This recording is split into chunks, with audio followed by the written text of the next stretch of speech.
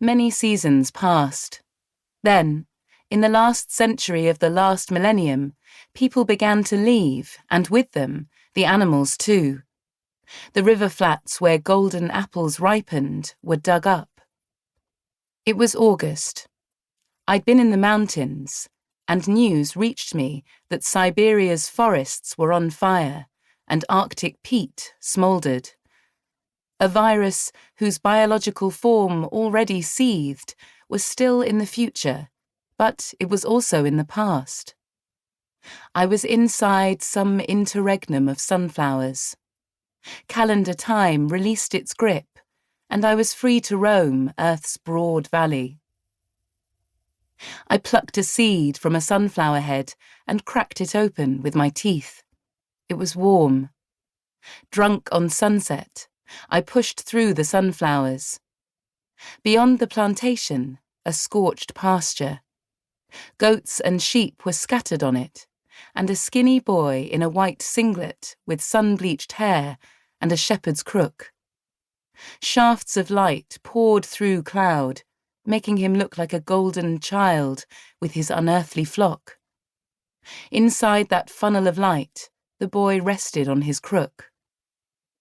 Until 100 years ago, travel was slow in the valley. Cart slow, chariot slow, horseback and mule slow, buffalo and foot slow. At the end of the day, the boy walked the animals past the recent ruins, the older ruins, and the ancient ones, though to him, unfinished new builds, communist, post-communist, Ottoman, Roman, and Thracian ruins meant the same thing. Across the floor of the valley, past the village of Fire, so named because of the year-long sunshine and the hot springs where humans have sat throughout the centuries, sat with psoriasis and ulcers, cramps and battle wounds, melancholia and gout.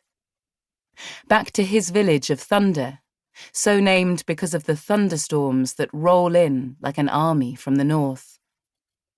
Like the boy, I would rejoin the road, past the spring vapours, past the hotels shaped like turreted faux castles in gangster Baroque style, where the new rich arrive in cars like armoured vehicles, their listless children playing games on tablets. Past the Roma slum, where laundry hangs over open dumps, and a man leads a horse on a rope with small children bestride, no saddle. Garbage lines the riverbank. Past the 600-year-old sycamores, past the mansions built with public funds and pretending to be guest houses, past a drinking fountain with a broken spout, the cement still bearing a hammer and sickle, and built by a star brigade of the National Front. What is this strange place? This is Europe in the new millennium. Above the slum, I'd follow a steep road that fills you with awe at how people built dwellings so high up, but you got why they did it. To avoid the fate of low-lying districts in the hands of brigands, floods and pandemics. I'd pass a single soul, a handsome man in rags with copper skin and ash hair, with a cloth sack full of something, who for a moment looked like an extra in a film of the ancient world, like Spartacus. I'd offer him a lift and he would smile shyly, revealing an old man's mouth with rotten teeth, saying he'd been picking mushrooms and preferred to walk. His smile touched a nerve. It was like the valley. I'd reach a village where only one house is inhabited full-time, and in this empty village I'd rent a house. The next year I'd do it again.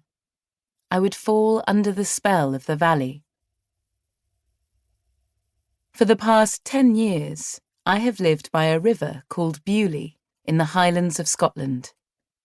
Until this move to the rural north of Scotland, I had defined myself as an urbanite, yet I never missed city life. Every day, I felt joy for no reason. Before, I'd needed a reason. Daily contact with the